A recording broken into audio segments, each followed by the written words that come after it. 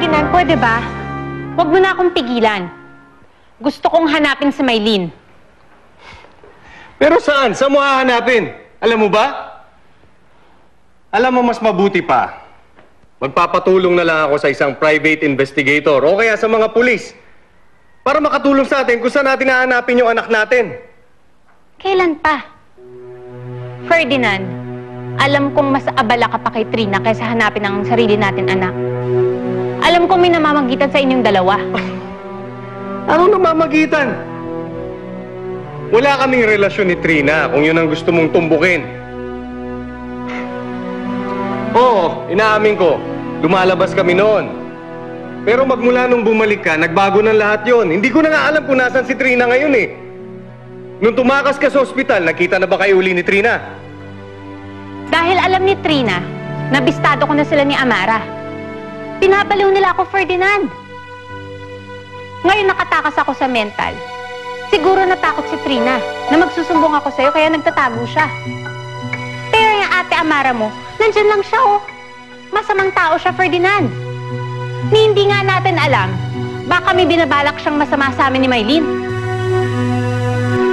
Kaya hindi ako pwede magtagal dito. Hahanapin ko si Maylene. Lilian!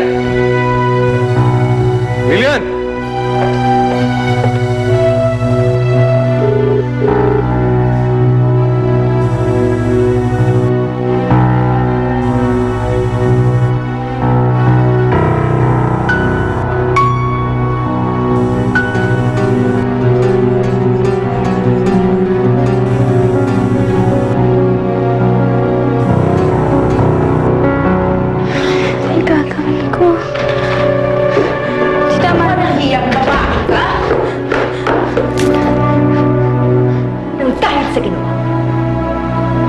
Mapapasama na ako kay Ferdinand. Kung akala mong malulusutan mo ang kasalanan mo sa akin, nagkakamali ka! Ako lang ang kayang sumaklolo at sumalo sa'yo. Pero nilaglag mo ko. Kaya bahala ka na ngayon sa buhay mo. At ito tatandaan mo, Clarissa.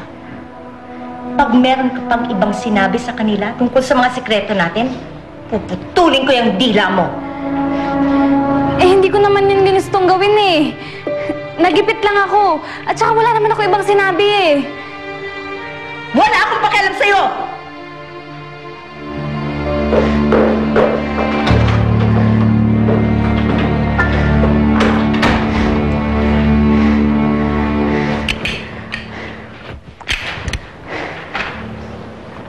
Lilian! Lilian! Pwede ba? Huwag ka na muna umalis dito. Alam mo, wala ka rin naman mapupuntahan eh. Isa pa, alalahanin lang kita.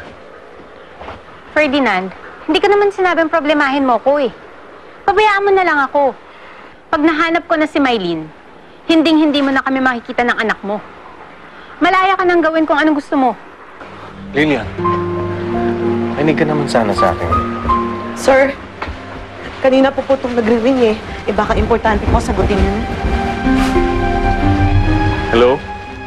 Sir Ferdinand? Catherine? Naku, salamat na konta ko rin kayo. Si Catherine po to. May kailangan po kayong malaman. Ano yun? Tungkol po sa akin. Kaya ako po yung anak nyo. Ako po si Maylene Fentebella.